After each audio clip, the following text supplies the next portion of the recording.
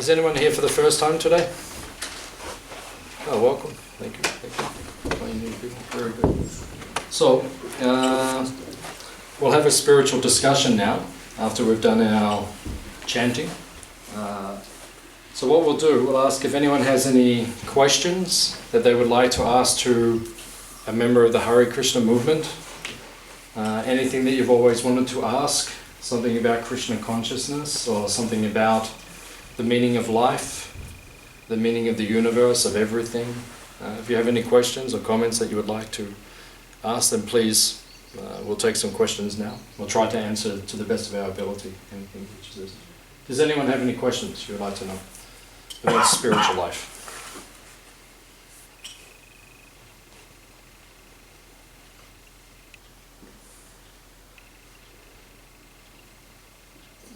Any other questions?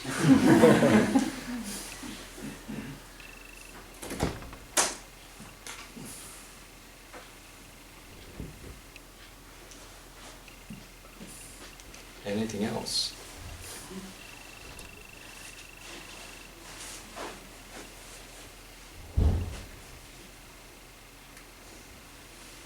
Nothing. Okay. Everyone has attained the stage of self-realization. No. Everything is understood. Anything that you want to know, anything you'd be interested in, anything at all. Which is that? Someone else? Yes. Very good. It's a very general question, but on the way in I noticed you've got peace, spirituality, purity, tolerance, determination as you get up the hill. Tell me about it. What are these qualities? What do they refer to? Or? Yeah, when do they go up? Oh, when did they go up? Yep. We put them up beginning of this year. They look good. Yeah, they look good. Yeah, so these qualities, they are based on the Bhagavad Gita. Has everyone heard of the Bhagavad Gita? Has anyone not heard of the Bhagavad Gita? A few people want that. The Bhagavad Gita is like an ancient book of knowledge from ancient India. So in India, this is like the Bible. It's the most important book of spiritual understanding, of spiritual knowledge. So those qualities which are there, they're universal qualities. Actually, they're qualities of the soul. Each one of us has inherently, we have these good qualities. The nature of the soul is that the soul is composed of what is called Shuddha Sattva. Shuddha Sattva means pure goodness. Hands up if that's a description of your soul or your personality. No one? Okay, we've got a troubled audience here today. Actually, all of us are pure goodness by definition.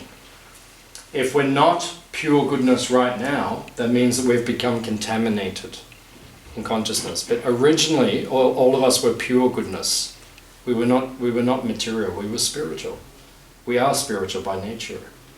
Originally, according to the Bhagavad Gita, according to these ancient teachings of India, originally all of us were situated in the spiritual world.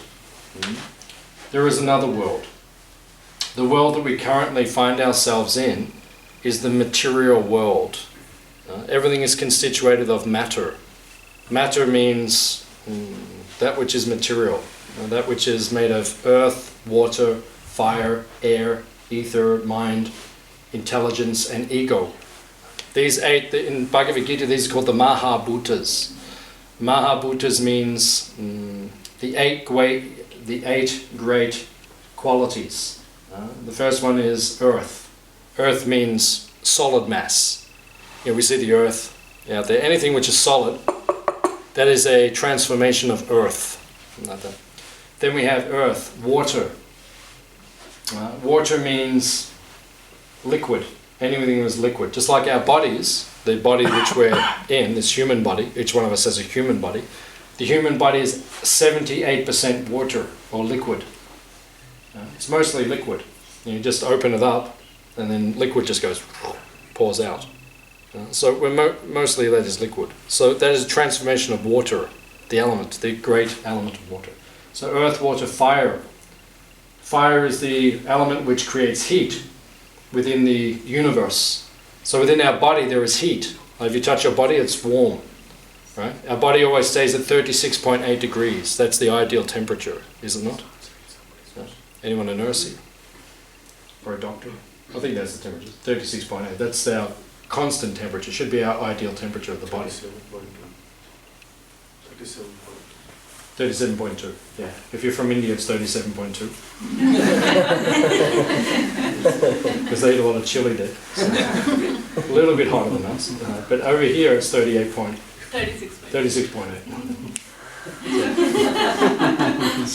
And if you're from Bengal, then it's about 39.2. So it depends where you're from. But basically our body's around about 37 degrees. So it is warm. If you touch your body, it's naturally warm. That's fire. That's the great element of fire. That's within the universe, within the creation. Just like you see my hand is reddish. That's fire and the energy of heat. So that is what the body is made of. Earth, water, fire, air. Air means we can feel it. Air is that universal element which moves everything about. In our body it also moves everything. When you eat something, it gets moved by the air through your body. Like that. So air is what moves everything. In Sanskrit we call that vata, the vata dosh, or the air constitute. And then we have ether. Ether means space. That is one of the other great elements. That is where sound reverberates from. It is an element which is within the universe. It's called ether or space. And then we have, more subtle than that, we have mind. Mind is what we think of. And we can hear ourselves thinking. That is called our mind. And then you have buddhi, which is more subtle. That is called intelligence. And someone who's called Buddha. Buddha means someone who's very intelligent. So that is buddhi. So buddhi means our discrimination. And then you have buddhi, and then you have ahankar. Ahankar means ego. All of us have an ego, or an identity, which covers us as well. So there's earth, water, fire, air, ether, mind, intelligence, and ego. So these are the Mahabhutas, the 8 great elements which cover our soul. So originally we were in the spiritual world with God, with Krishna, living there. We all spirit, we were pure goodness. But then we fell into this material world. And when we fell into this material world, how did we get into this material world? We wanted to use our independence. Just like all of us have independence. We like to do something. I like to go here, you like to go there. That's independent free will. So Krishna or God gives each one of us free will to choose where do you want to go. So we chose to come to this material world. So when we came to this material world, this is where we find ourselves in the material world, we become covered by a material body. And we identify with this body and with the mind, the intelligence and the ego. And once you do that, then you become contaminated. And when you're contaminated, then you're no longer in touch with your original state, which is pure goodness. But originally all of us are pure goodness. It means originally we're all free from this body. Originally. We don't have a material body. In the spiritual world, we have a spiritual body or a spiritual form. Now what is spirit made of? Consciousness. Yes. Happiness. Happiness, very good. Yeah, you're correct. That's one part of it. That's good, very good. What was it someone said? Love. Love, very good. Yeah, love. Consciousness, very good. Consciousness is our nature, to be conscious. Yeah, so spirit is made of 3 things. Eternality, which is called sat. It means spirit is eternal. Krishna says in the Bhagavad Gita, Na tvevaham jatunasam, na tvam nami janadhipaha. You know that verse? It's one of the first verses in the Bhagavad Gita. Krishna says, never was there a time when I did not exist, God. God has always existed. Nor you, nor all of us. Nor in the future shall any of us cease to be. So all of us live eternally. We were always existing, we will always exist. That is the nature of spirit. We are the soul, that is our nature. So we are eternal. But matter, this body which I have here, it is not sat, it is asat. Asat means? Which will finish. Yeah, which will finish. It is temporary. You think it will last forever, but it does not last forever. Who is the oldest person in the world?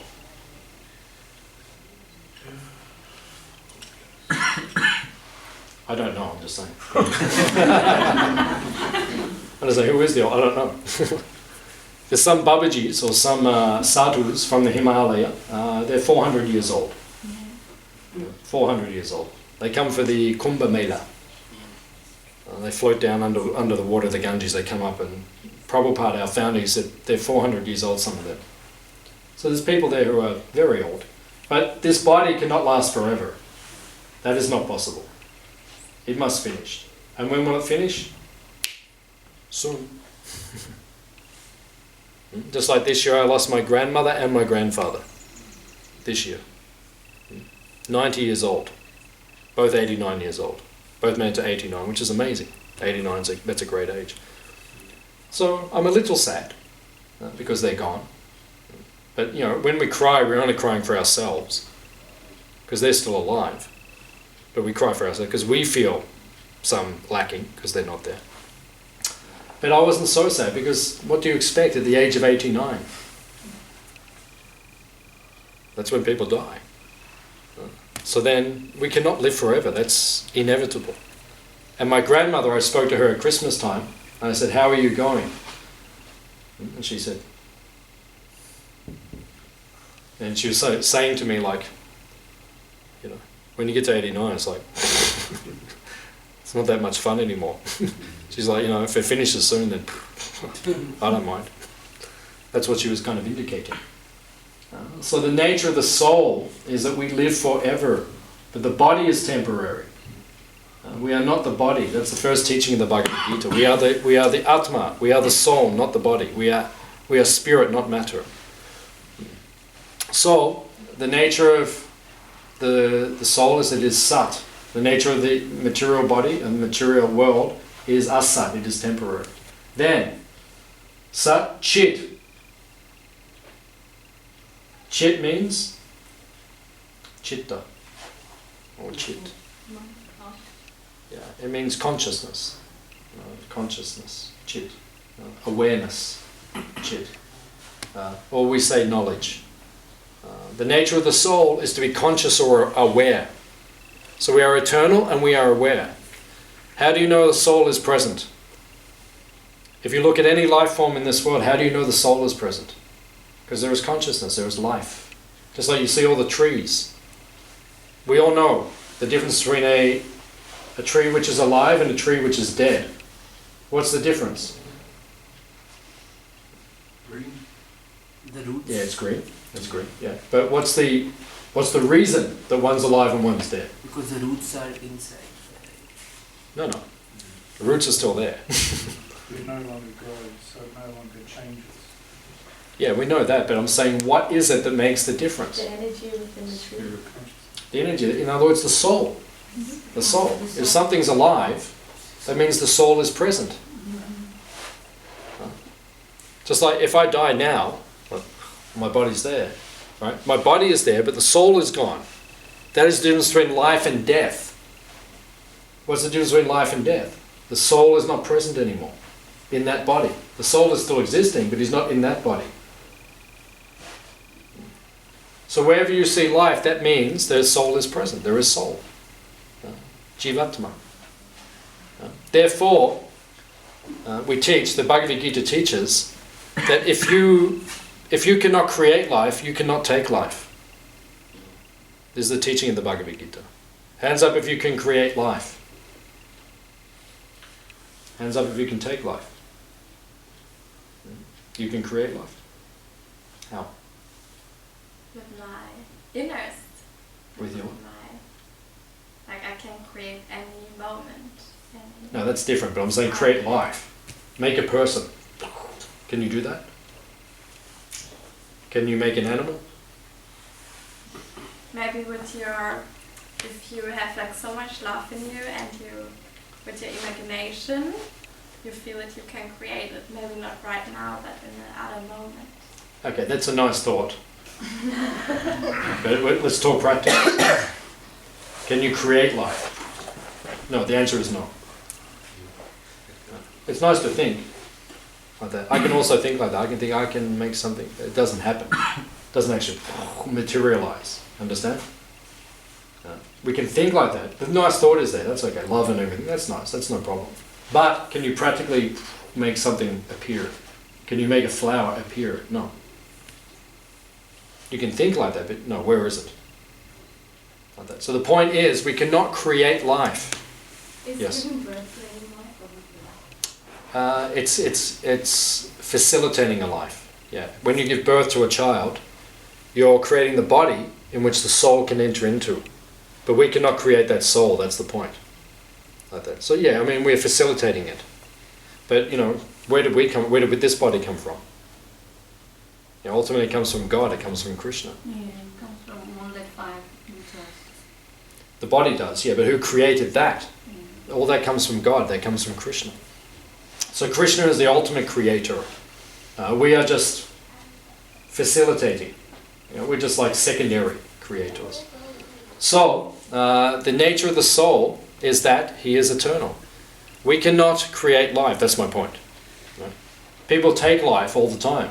When someone eats meat of an animal, that means they've taken the life of the animal. You can say, well, I didn't take the life. But you paid for the meat. And it says in the Vedic teachings, 6 people are responsible for the killing of the animal. The person who kills the animal, the person who transports the animal, the person who sells the animal, the person who buys the animal, the person who cooks it, and the person who eats it. All 6. They get 1/6 of the karma each. So the point is, Krishna, if you cannot create life, do not take it. So all of us are eternal. Whereas in the material world, everyone is temporary. The body is temporary. So the soul is conscious. Wherever you see life, that means there is consciousness. It's called chit. A tree is alive. That means the soul is present. The animal's alive. That means the soul is present. I'm alive. That means the soul is present. The microphone is not alive. That means there is no soul present. It is just matter. It is not spirit. Is everyone following? Yes. Okay, good. So the soul is eternal, full of knowledge or consciousness, and ananda. What does ananda mean? Bliss. Bliss. Bliss means Happiness. unlimited happiness. How happy can you be? How happy can you be? Hands up if you're completely happy in this world. Completely. Anyone? Anyone? Completely happy? Anyone? No one? What's wrong? It means we're all failing. If you're not completely happy, that means we're failing. Because the nature of the soul is to be completely happy. Anandam buddhi vartanam. Ananda means bliss. Buddhi vardhanam means ever expanding bliss. That is the nature of the soul. The nature of the soul is that we find ever expanding bliss. Our bliss becomes greater and greater and greater, moment by moment. That's actual bliss. That's actual happiness. What is the happiness we get in this world? Is it ananda? Is it unlimited? No. It is called sukha. Matra spashas tu kunteya shitoshna sukha dukkha. Krishna says in Bhagavad Gita, sukha dukkha. What you experience in this world is called sukha. It means happiness. We all have happiness in this world. Hands up if sometimes you're happy. Okay, some people are thinking about it. Am I actually happy? But what is happiness in this world? Happiness in this world is the period in between 2 periods of suffering. When suffering stops, right, then we say, oh, I'm happy. And when it starts again, we say, I'm unhappy. That's sukha dukkha. Krishna says in Bhagavad Gita, they're like winter and summer. Shita ushna. Shitoshna. Sukha dukkha. Krishna says, winter comes, hands up if you enjoy winter. Okay. Okay, so I've got a certain amount of crazy people here.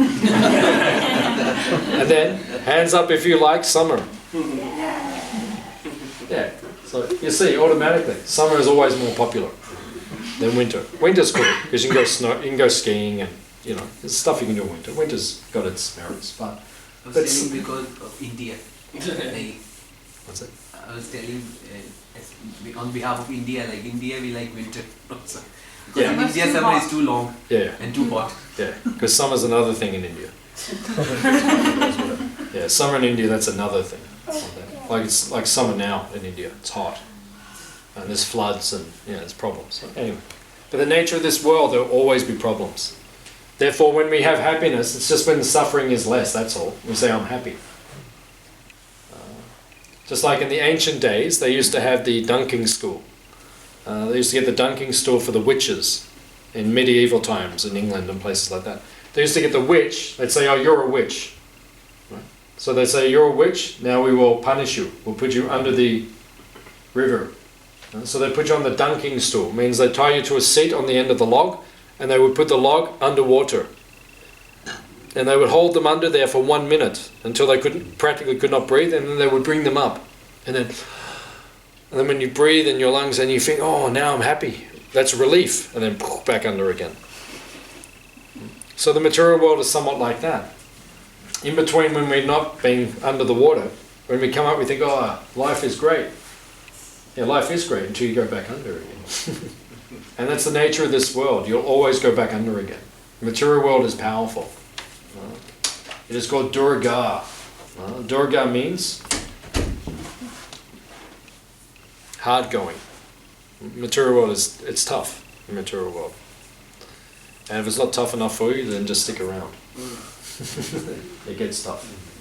So that's the nature of the material world. Does anyone understand what I'm talking about here tonight? Yeah.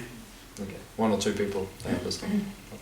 It's the nature of this world. It's powerful. So, the nature of the soul is Ananda, but the nature of the material world is Nirananda. It means it's limited how much happiness you can get from it. There's happiness here in this world, but it's limited. But the nature of the soul means you can get unlimited happiness. Now where does that unlimited happiness come from? When the soul is reconnected to Sri Krishna Chandra Bhagwan Ki. Yeah, when you're connected to Krishna again, God. And when you're connected through yoga, Bhakti yoga, yoga means union or connection. When you're connected to Krishna, to God, you feel ananda, bliss. So that is the nature of every soul. We are Shuddha Sattva, which means we are pure goodness. And why are we not feeling pure goodness? Because we're contaminated by this material world. We identify with this body and the mind. We think, all these thoughts going through their head, that's me. That's not you. That's not the soul. That's just your misidentification.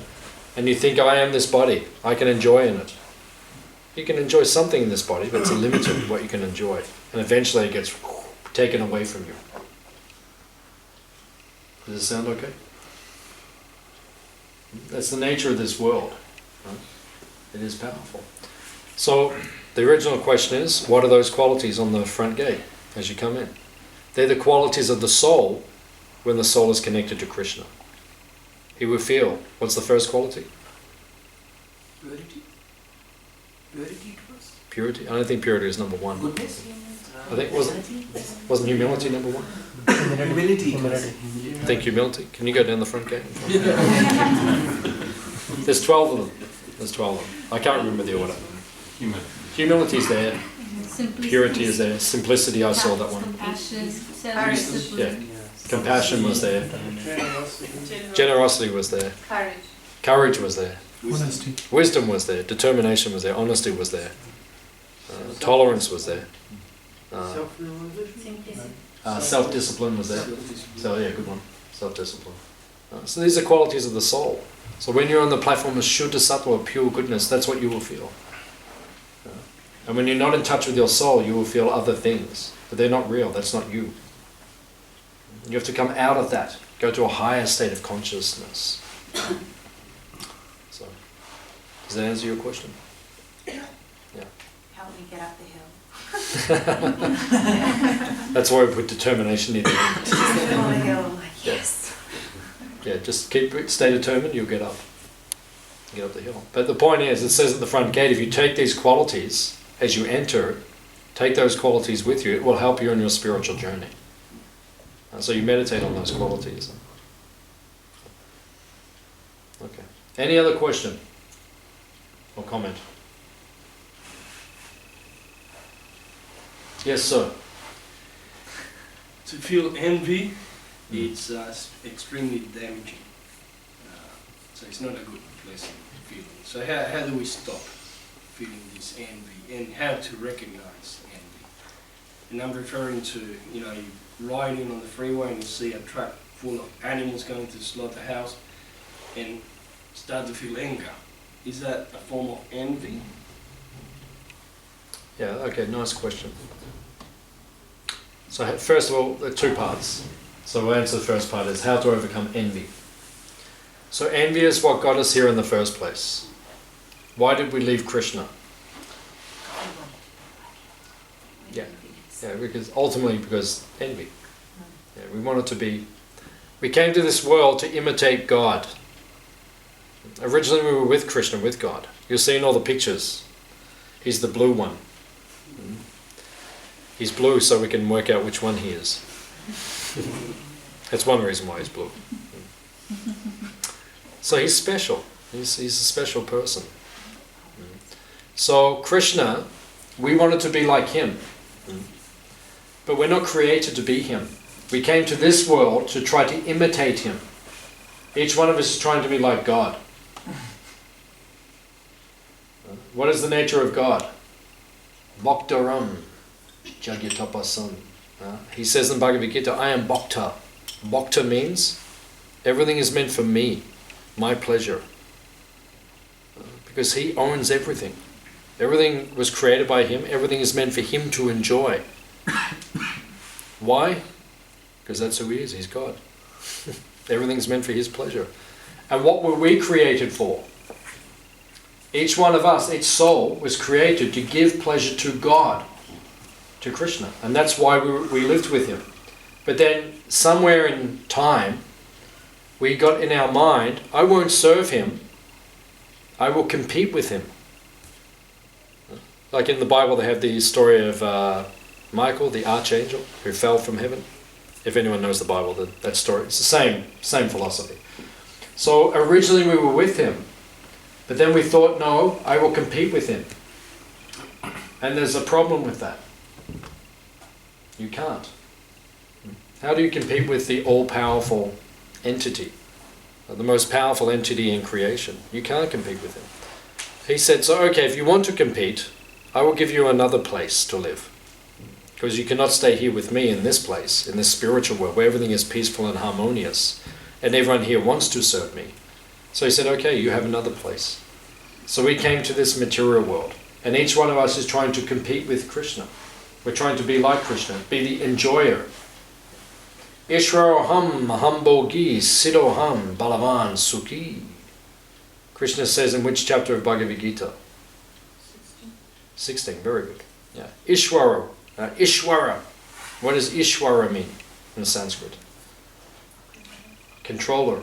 I want to control. Hands up if you like to control things. One honest guy. 2, very good, honest. 3, 4, very honest. I got 5, I got 6 honest people, I got 7. It's like a natural propensity, isn't it? We kind of think, oh, it should be that way, so everybody else should do it that way. Yeah. All of you, I want everyone to just sit 6 inches to the right. Everyone just move 6 inches to the right, please. Just, no, I was joking, Right. But that's what it's like in this world. One time I saw one YouTube video, right? One supermodel. I can't remember her name.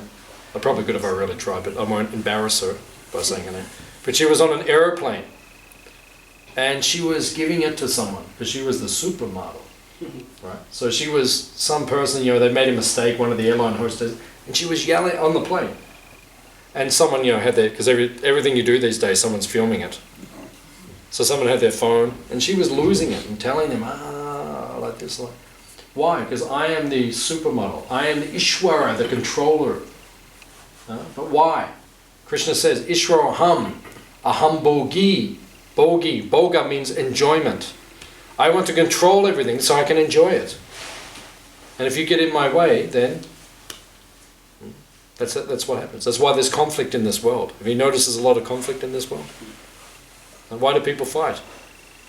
People fight because we want to enjoy and someone's impeding my enjoyment, so I will stop you.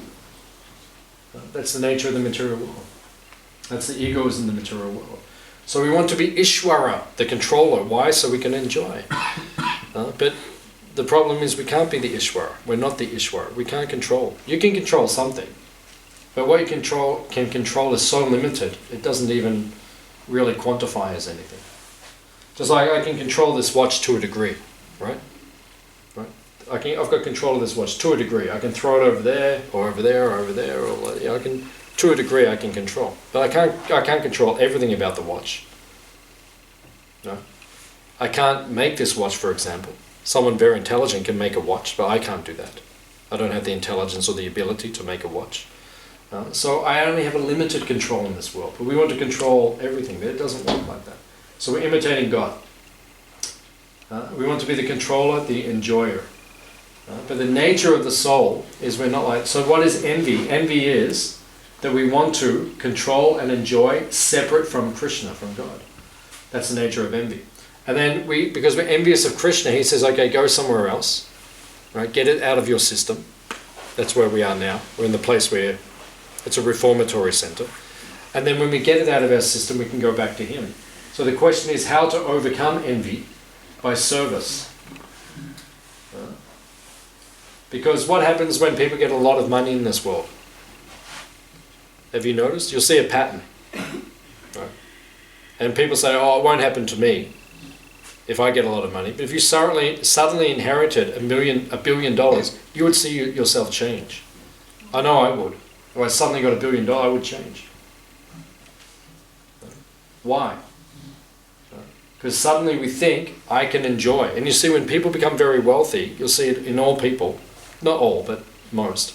You'll see a pattern take place that people become envious of others and they want to enjoy for me instead of serve. And then there is something that happens usually after some time of trying to do that and enjoy the wealth. After some time, then they want to do service to others. So they open charities and give to charities and things like that. Because they realize that is not the way to real happiness. But the way to real happiness is to serve, to do things for others. Just like in this day and age, there's a problem in the modern world. We have first world problems. What are some of the first world problems that we have? Hunger. No, that's third world. That's not first world. Yeah, sorry. First world. Yeah, Yeah, very good. Mental illness. What else do we have? Environment, very good, yeah. What else? Lack of Bad Krishna service. consciousness. What is it? Lack of Krishna consciousness. Yeah, ultimately. Yeah. What was it? Bad service, is it? Bad. Bad service. Plain Bad. words. Yeah, bad service. That's Yeah. true. Yeah, we do. People complain about bad service. Yeah. Yeah, people are very intolerant in the first world. People have first world problems these days. Oh, my internet doesn't work fast enough. There's a lot of people in the world who don't even have internet. I'll get to you in a minute. A lot of people who don't even have internet. And they're very fortunate. Because you don't need it anyway. All of us can live, we all live without it, we could all live without it, and we don't need it. It's not a necessity of the soul. What do you think happens when you get to the spiritual world? Super fast broadband connection. Yeah, in the spiritual. You know, Krishna's over there on the hill, and you send an email. Would you like a flower garland? Can I cook you a banana? Can I make a banana lassi for you? It's like there is no internet there. Yeah. What is the broadband? The broadband is Krishna's flute. You see in all the pictures, he's always holding a flute. That's how he communicates with everyone. He plays his flute and he calls everyone. He says, "Come here now. Come and play with me now." He plays his flute. So this is his communication apparatus. These days we have internet. So what is the result? The result of the world these days is that people have mental illness. Right? The World Health Organization says 1 in 2 people on the planet has a mental illness. I heard on the radio the other day 450,000 people in Australia are on antipsychotic. Antipsychotic. Right? 450,000 people in Australia today are prescribed with antipsychotic drugs. Is this a good world that we're living in? Right. Why is this? Why is it that so many people are so disconnected from their soul? Right. Because we want to... What is the cause of all these problems? It's when you get too much into yourself. When you get too much into yourself, of course you're going to get depressed. That's what happens everywhere. Everyone's in their head these days. You don't talk to anyone, you don't communicate to the outside world. You know, get on a tram in Melbourne. Right? Sit on a tram and no one will talk to you. Practically. Everyone will just like, you know, if you make eye contact with someone, everyone will be like... And they're looking Yeah. at their phones. Yeah, everyone's got their phone. Yeah, they send out pictures on the internet and Facebook all the time. You know, you see 5 kids walking down the road together, and everyone's like... Yeah, and they're probably talking to the kid next to them. You know, how are you? Good. So people have got these problems these days. So when we're envious of others, when we don't serve others, then we develop all these problems that people have, these especially mental problems. So just like I know some people, even in my family members, they have mental problems. So I say to them, go and do something. Get out of your own head. Go to Africa and feed kids or something, or do something for other people. As soon as you start serving someone else, automatically your problems go away. Understand one thing, the person sitting next to you right now has more problems than you. Guaranteed. It's actually a fact. Right? Whatever problems you have, if I told you my problems, what's going on in my life now, you'd think, oh my God. Right? It's just all of us, we've got problems. But I know the problems you've got are probably more than me. Right? So how to overcome envy, then serve someone. That's the nature. How to overcome envy of God? Serve God. Serve Krishna. And then the second part of your question was, we become angry when we see, like, we drive down the highway and you see all the cows or the sheep or the pigs on the truck. That anger is okay. That's not wrong. Because we're becoming angry at injustice. And if you don't become angry at injustice, it causes problems in the world. And that's one of the problems in the world these days. People don't become angry when there's injustice. Right? And according to the ancient teachings of India, 5 groups within society must always be protected under any circumstance. Right? Women, children, old people, holy people, and cows. It says in the ancient teachings. These 5 must be protected under every circumstance. Now, if you look at our modern world, women are getting abused. If you actually go into statistics, it's frightening. Children are getting abused. If you actually go into statistics, it's frightening. Cows, I read the other day, America slaughters 330 million cows a year. That's only America. That's without anyone else. Right? Old people, you know, if you go into the statistics, and holy people. Holy people aren't respected anymore. Half the time because the holy people aren't holy. That's why. That's half the problem. You see these days, every time you turn on the news, they're talking about, you know, some priest who did something wrong.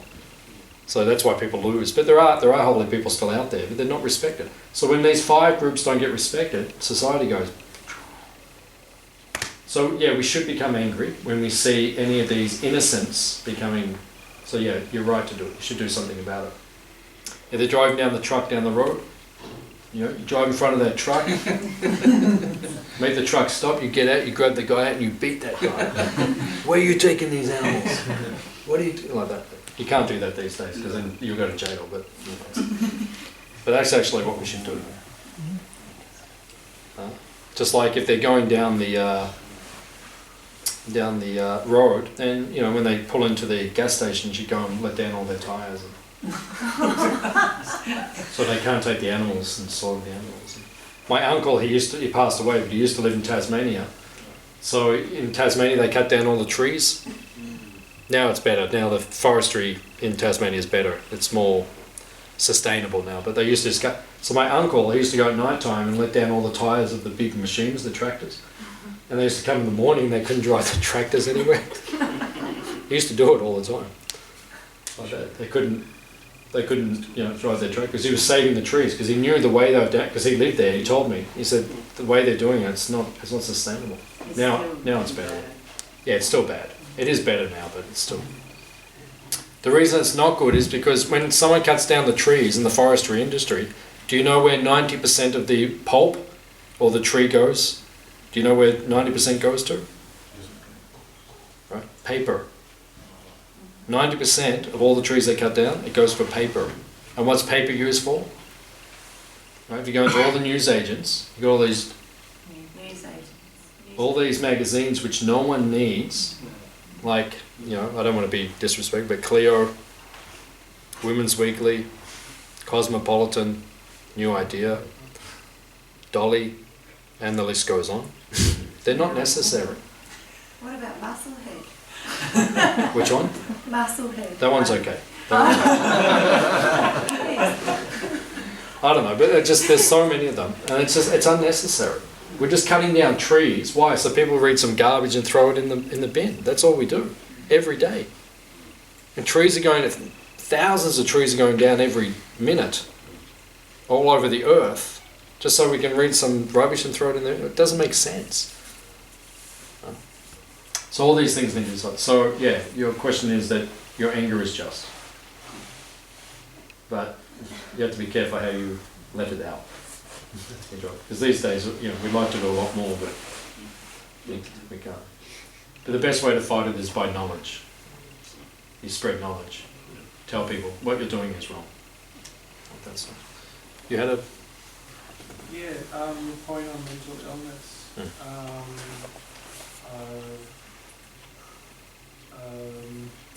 can't remember exactly what she said about it. It's not a first world problem at all.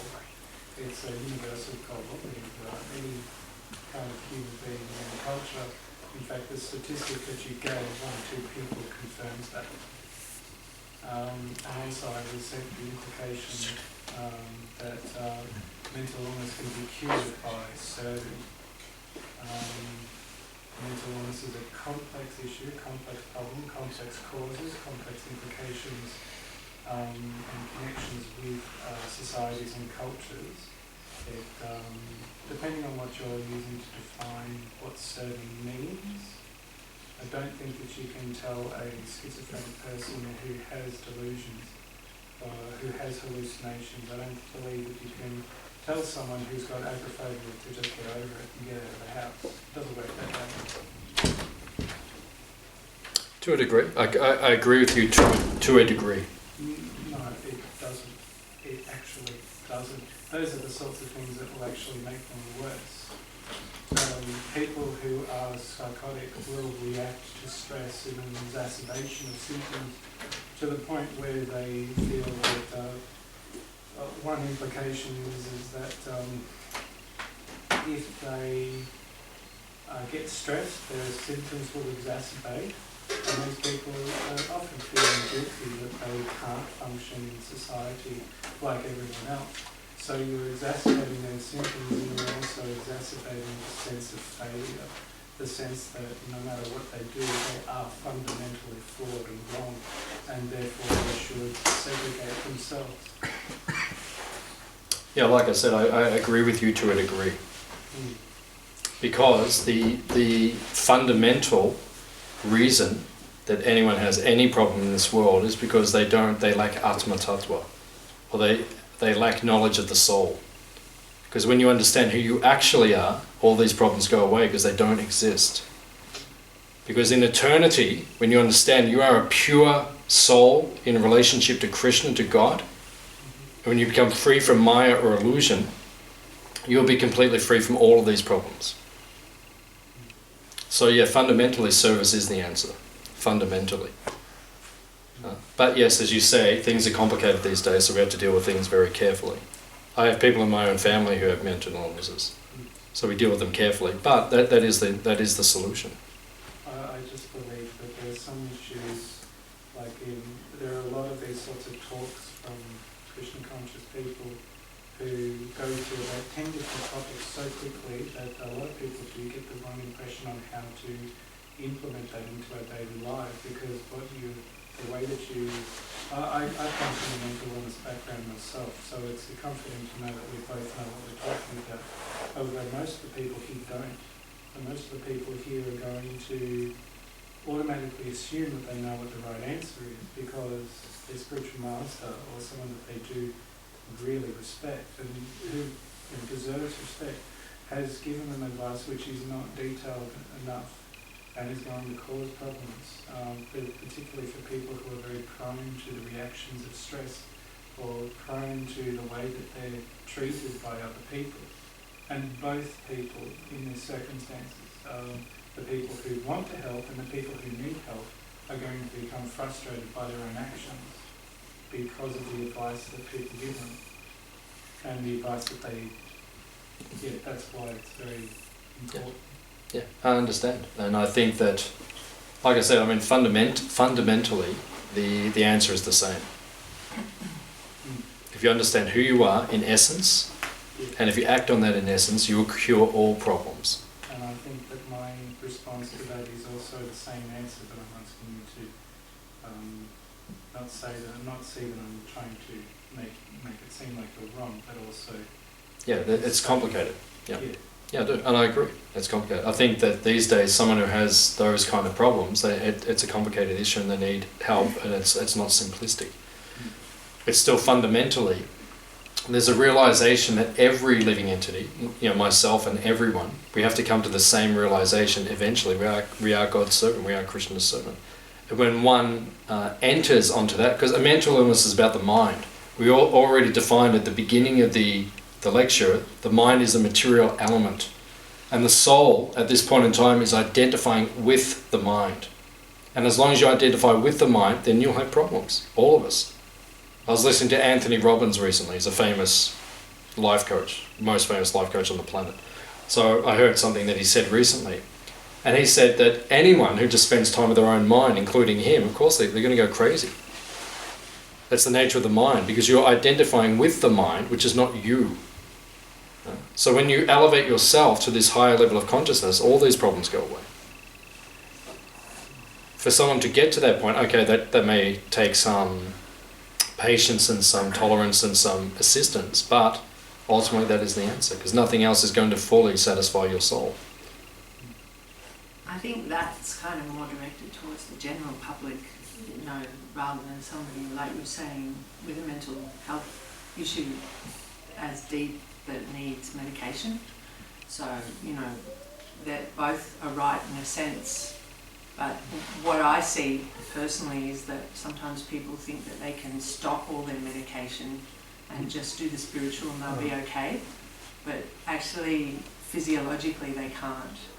They have to take that medication, but they can still do the service and see that they reduce the need for that medication, that they're kind of, treating it with a healthy balance. They're still taking responsibility, looking after the physiological aspect, but they're adding the devotional aspect to that. Yeah, that's a good answer. Progressive and inclusive is the way to go. Being progressive with that approach, but being inclusive of what a person can do in their own capability for service. Yeah, I think that's good advice, because I know friends, I know family members who are even on some degree of medication, and they need that in order to function. But then the ultimate, as we said, the ultimate remedy for all of our problems is to realign ourselves with who we actually are. In order to get to that point, you may have to take some modern help, modern medicine, in order to assist. But that in and of itself doesn't solve all the problems. But it may assist on the way, so I think that's a good balance. Srimati gave a good balanced understanding. Thank you for your purport. Any other points? Yes, sir. The benefits of chanting this mantra talks about the fact that it's Maha Mantra. Can you elaborate on that, please? That being a Maha mantra, Yeah, a great mantra. a great one. Yeah, a Maha means a great, and a mantra. Mantra means something which releases the mind, once again. So this is topical, because we're dealing with the mind. So people, the problem with the modern world is people are identifying too much with their mind. Because the mind is not us, but we identify with the mind. I am the mind, like I am the body, I am the mind. That's more what we're talking about. So the mantra releases you from that. So the Maha mantra is called a Siddha mantra. Siddha means perfection. It can give you perfection. All mantras within the Vedic tradition are within the Maha mantra. It's considered to be the greatest of all the mantras. So when you're chanting that mantra, just like we're all chanting before, it will give you Siddha, it will give you perfection. Now what is perfection? It is to understand your Siddha Deha. Your Deha means your form, which is perfect. What is your perfect form? As we said earlier, it is your spiritual form. So this mantra can cleanse, Cheto, Darpana, Marjana, Chaitanya Mahaprabhu says. It cleanses the Chitta, and we said that before as well. Chitta means consciousness. Darpana, Marjana. Marjana means cleansing. By chanting the mantra, your consciousness becomes clean, pure. And then you can understand who you actually are in relation to Krishna, to God. And who are you? Jivara Swarupa Hoy, Krishna, and I am God's servant. When you understand that and identify with that and act on that, then you'll be happy and peaceful. So the mantra cleanses you. Now the most important thing about mantra chanting is it must be done properly. A lot of people don't do it properly, and then they wonder, why don't I get the proper effect or the benefit? You get the proper effect or benefit when you do it properly. And how do you do it properly? The most important element is you must be attentive. It means you must concentrate while you're meditating on the mantra. And Sanatana Goswami, one of our great teachers, said there are 6 elements when doing mantra meditation. We won't speak of them now because it's a more advanced topic, but we can discuss with you later. Very good question. Young man, we're happy to have you here. You've been sent by an angelic being from Perth. Good friend of mine. He told me to look after you. So we'll look after you. He's a Mahatma. Very nice man. Yeah. Very good publicity. Yeah, he's a special devotee. So he told me to look after you. Any other point?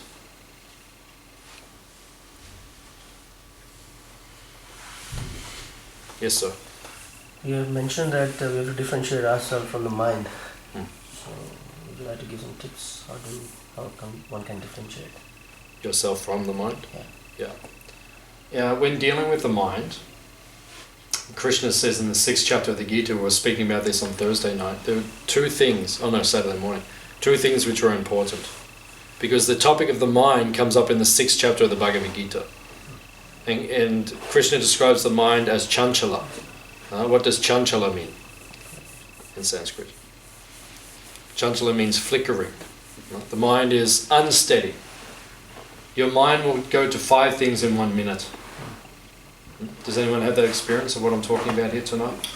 A lot of times. A lot of times. Yeah, every minute your mind practically changes. If you watch the mind, what the mind does, you have to understand how the mind works. Right? It is chanchala, it changes.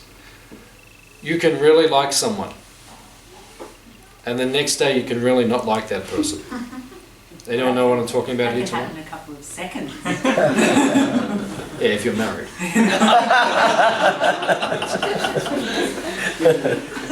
Right? If you're married, you really like the person. And then like 10 minutes later, you're like, why did I marry this person? And then, oh yeah, I really like them again. Like that. That's the mind. That is the mind.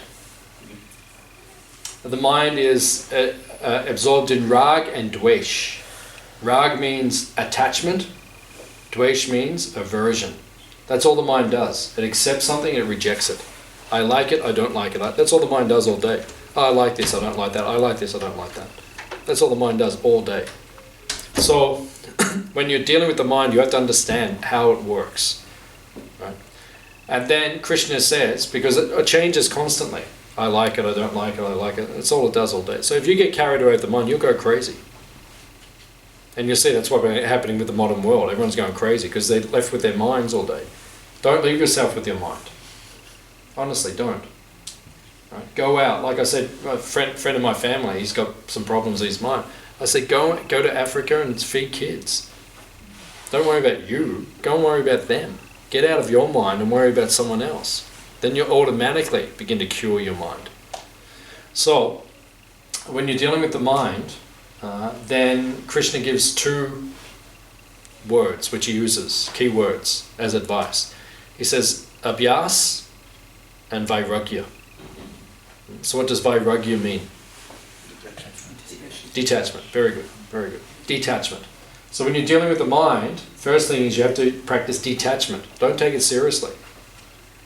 Sometimes my mind, right, says to me, oh, like that, and I just say, okay, dude, I say, go over there, do your thing, right, I'm going to keep going over here, I'm doing my thing. You just go over there and like that, and so then you're still doing it, and he's over there going, yeah, okay, yeah, right, okay, like that.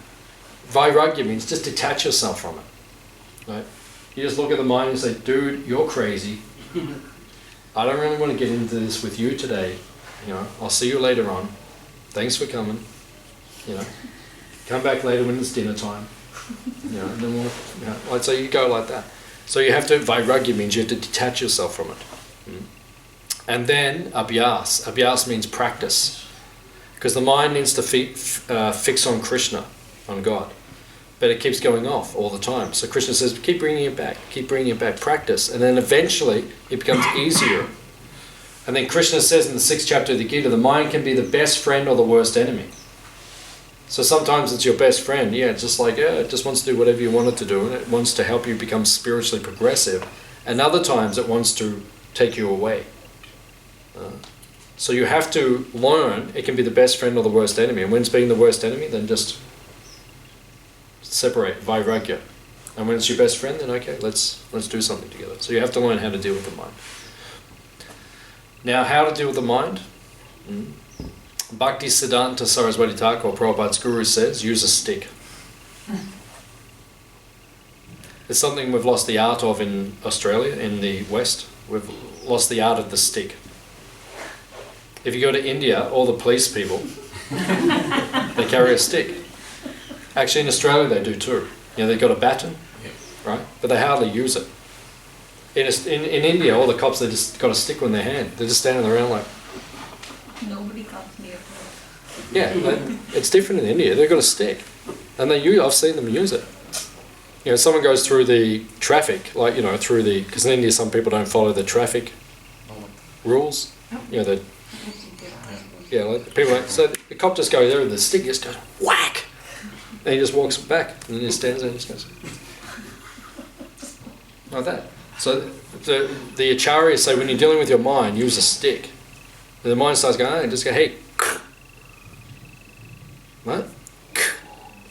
The mind says, and you just go, like that. And eventually it just calms down a bit. But there are things that we do, like the stick is like an analogy. Yeah. So I think, some people it might be a bit, I'd be like, what, I have to beat myself with a stick? Yeah, well, I wasn't being literal. It wasn't literal. But it means discipline. Remember, as you're driving in, what was one of the signs? Self-discipline. So you have to be a bit, on the mind, you have to be a bit, right? Like Chanakya, one of the great sages from India, says when you have children, you have to be a little bit disciplined with them. Otherwise they go crazy. Right? Kids are like the mind. If you want to understand your mind, have a kid. Right? It's the same thing. Then you see a mind.